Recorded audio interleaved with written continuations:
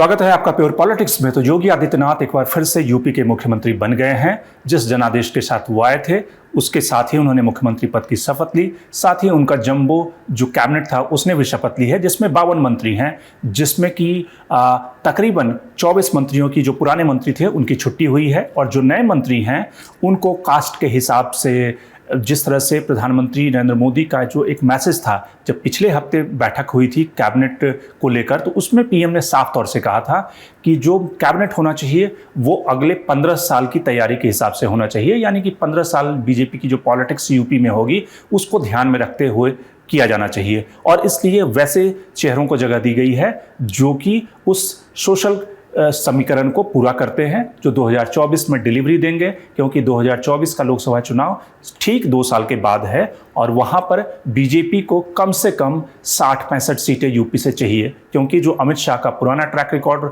UP को देखते हुए 2014 और 2019 के चुनाव को देखें तो बीजेपी ने जिस तरह से वहां से 71 सीटें और 60 से ज़्यादा सीटें जीती, तो इसलिए योगी को भी डिलीवर करना होगा 2024 में। तो इस पूरा कैबिनेट एक्सपेंशन जो हुआ है, जो वो सेरेमनी हुई है, उसका बिग मैसेज क्या है? तो प्योर पॉलिटिक्स में बात उस संदेश की, जिस तरह से कैबिनेट को बनाया गया है, जिस तरह से योगी के सामने चैलेंज है और क्या वो मोदी की जो आकांक्षाएं हैं 2024 को लेकर उसको डिलीवर कर पाएंगे या नहीं। शपथ ग्रहण समारोह से पहले एक दिन पहले जब योगी आदित्यनाथ को विधायक दल का नेता चुना जा रहा था, तो उस बैठक में अमित शाह ने एक बहुत ही इंपॉर्टेंट बात कही थी। वो इंपॉर्टेंट बात क्या थी?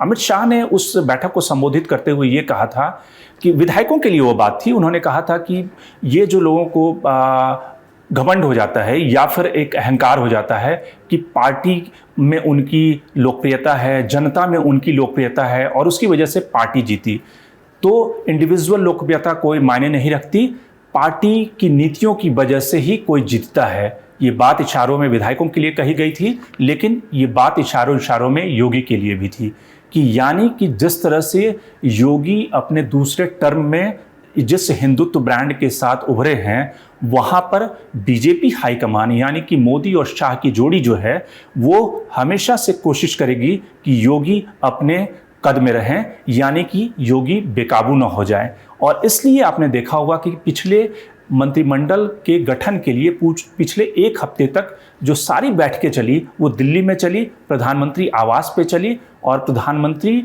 अमित शाह, जेपी नड्डा, इन सब ने मिलकर उस योगी के कैबिनेट के गठन को अंजाम दिया, उसको मंजूरी दी। अब इसको कैसे देख सकते हैं कि यानी कि ये योगी का कैबिनेट है या प्रधानमंत्री नरेंद्र मोदी का कैबिनेट है?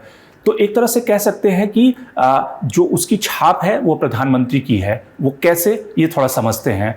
आप देखें कि चुनाव से ठीक पहले, एक दिन पहले, चुनाव जब कैंपेन चल रहा था और उससे पहले जो यूडी मिनिस्ट्री के जो दुर्गा शंकर मिश्र हैं वो जाकर योगी कैबिनेट में जाकर, यूपी सरकार में जाकर वहाँ पे मुख्य सचिव का पद हासिल कर लेते हैं।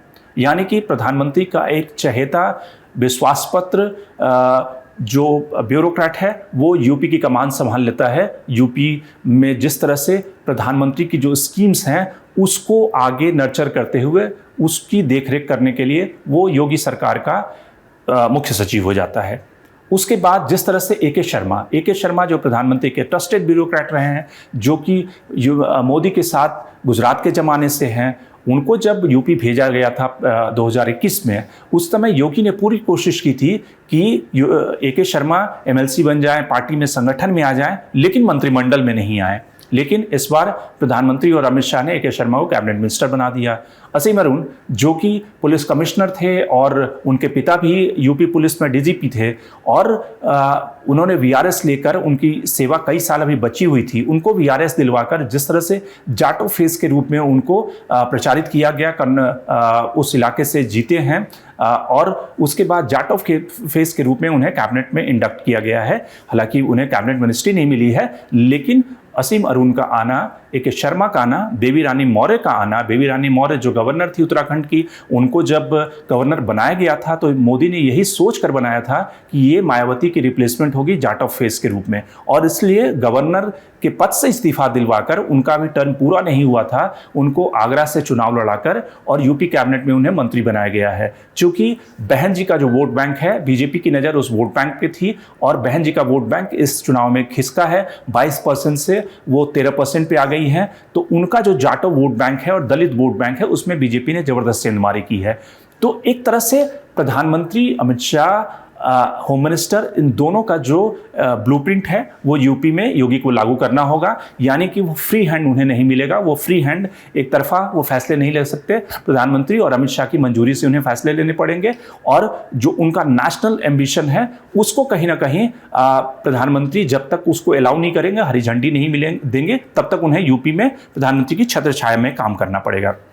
दूसरा जो मैसेज था, दूसरा जो इस कैबिनेट का मैसेज है, वो मैसेज है कि जो वाजपेयी और मोदी एरा में डिफरेंस क्या है।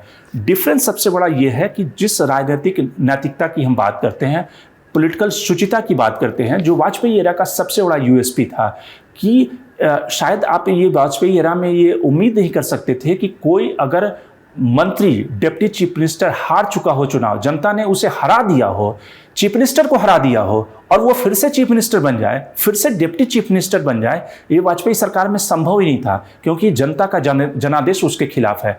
लेकिन मोदी एरा की जो सबसे बड़ी यूएसपी है कि यहाँ पर मोरालिटी, नैतिकता, शुचिता से ऊपर जो भारी है वो पॉलिटिकल अर्थमेटिक है, और पॉलिटिकल जो कंपल्शन है, जो कास्ट कंपल्शन है, वो नैतिकता पर भारी है। इसीलिए पुष्कर सिंह धामी को वहाँ पे मुख्यमंत्री बनाया गया उत्तराखंड में। केशव प्रसाद मौर्य हारने के बाद भी डिप्टी चीफ मिनिस्टर बन जाते हैं, और ये सवाल कई सारे लोग पूछ सकते हैं कि फिर हिमाचल में प्रेम कुमार धूमल को क्यों नहीं मुख्यमंत्री बनाया गया था जब वो चुनाव हार गए थे। लेकिन चूंकि धूमल की उम्र हो चली थी और इसलिए वो कास्ट कॉम्बिनेशन में वहाँ फिट नहीं बैठते थे, एज उनके साथ में नहीं था, इसलिए हारने के बाद उन्हें मुख्यमंत्री नहीं बनाया गया। लेकिन केशव प्रसाद मौर्य, जिन्हें अमित शाह ने ग्रूम किया है एक ओबीसी फेस के रूप में स्वामी प्रसाद मौर्य की काट के लिए, और चूंकि मौर्य, सैनी, कुशवाहा जो कम्युनिटी है वो यूपी की पॉलिटिक्स में काफ़ी डोमिनेट करती है और 25 से 30 सीटों पर उनका असर है, और जो कास्ट कोलिशन का रेनबो तैयार 2014 में अमित शाह ने किया था, उस कोलिशन के एक तरह से पोस्टर बॉय हैं केशव प्रसाद मौर्य। तो इसलिए उस पोस्टर बॉय को चुनाव हारने के बाद भी डिप्टी चीफ मिनिस्टर बनाया जाता है। तो दूसरा मैसेज ये है कि नैतिकता, राजनीतिक नैतिकता को आप ठंडे बस्ते में डाल दीजिए, जो पॉलिटिकल अर्थमेटिक है उसके हिसाब से हम फैसले लेंगे, और उसके हिसाब से प्रधानमंत्री और अमित शाह फैसले ले रहे हैं। तीसरा जो इस मंत्रिमंडल का मैसेज है ये है कि ये मंत्रिमंडल, जिसकी बात प्रधानमंत्री कई बार करते हैं कि बीजेपी कास्ट के हिसाब से फैसले नहीं लेती है, लेकिन जब चुनाव होता है मंत्रियों का, विधायकों का, तो उसमें कास्ट सबसे इंपॉर्टेंट रोल प्ले करता है। अब मंत्रिमंडल के स्वरूप को आप देखिए तो इसमें 20 ओबीसी मंत्री हैं, जिसमें 8 दलित मंत्री हैं, जो बनिया कम्युनिटी के हैं 4, इसके अलावा जो ब्राह्मण हैं 7 मंत्री हैं, ठाकुर जो 6 मंत्री हैं, भूमिहार 2 मंत्री हैं।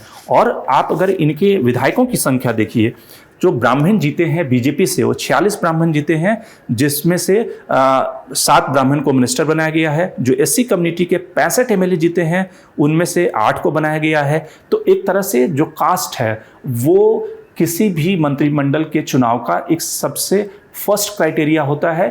दूसरा जो क्राइटेरिया इस्तेमाल किया गया है वो 2024 और आगे की फ्यूचर की पॉलिटिक्स के हिसाब से किया गया है। जिस तरह से स्वतंत्र देव सिंह भी कुर्मी हैं, उन्हें भी मंत्रिमंडल में जगह दिया गया है, उन्हें यूपी बीजेपी के प्रेसिडेंट से हटा करके मंत्रिमंडल में जगह दिया गया है। अभी उनकी जगह कोई नया रिप्लेसमेंट आएगा। तो कुर्मी नेता मंत्रिमंडल में वो भी हैं, मौर्य भी ओबीसी से आते हैं। इसके अलावा आप देखें कि इसके अलावा भी जो सचान हैं वो भी कुर्मी मंत्री हैं, जो समाजवादी पार्टी के पहले सांसद हुआ करते थे। तो एक तरह से कास्ट कोलिशन को सजाया गया है, समीकरण को सजाया गया है 2024 के हिसाब से।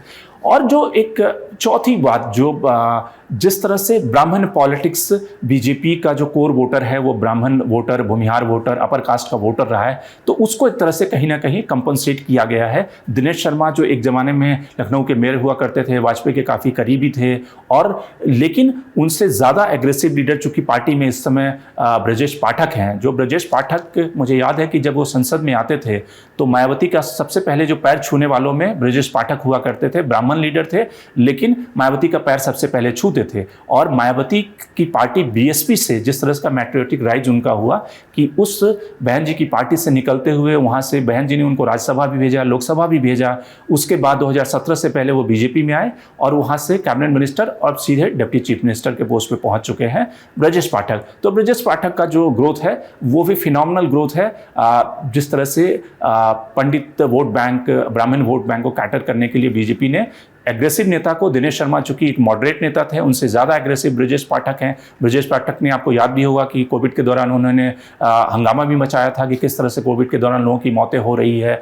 तो एक ज़्यादा एग्रेसिव फेस है, उसको बीजेपी ने ताजपोशी दिनेश शर्मा की जगह रिप्लेस किया है। तो ये कुल मिलाकर कुछ ऐसे 4-5 ट्रेंड हैं जो कि यूपी कैबिनेट से देख सकते हैं कि जो पॉलिटिक्स बदल रही है वहाँ पे नैतिकता की कोई जगह नहीं है, वहाँ पे कास्ट कॉम्बिनेशन की जगह है, कोलिशन की ज़रूरत है, वहाँ पर समीकरण की ज़रूरत है। और किस तरह से जो यंग फेसेस हैं, कुछ युवा जो चेहरे हैं जिनको की मौका दिया गया है आगे की फ्यूचर की पॉलिटिक्स के हिसाब से, उनको भी इंडक्ट किया गया है इस कैबिनेट में। लेकिन कई सारे ऐसे मंत्री हैं जिनकी छुट्टी भी हो गई है, जिसमें कि छुट्टी होने वालों में आप Dinesh Sharma deputy chief minister, Siddharthnath Singh जो कि शास्त्री परिवार से आते हैं, श्रीकांत शर्मा जो दिल्ली के एक तरह से पॉइंट पर्सन 2 लोग थे, सिद्धार्थनाथ सिंह और श्रीकांत शर्मा, इन दोनों की छुट्टी हो गई उस कैबिनेट से। नीलकंठ तिवारी जो कि धर्मार्थ मंत्री थे पुरानी सरकार में और जितना काशी कॉरिडोर से लेकर तमाम ऐसे जो प्रोजेक्ट हैं उसका वो काम देख रहे थे,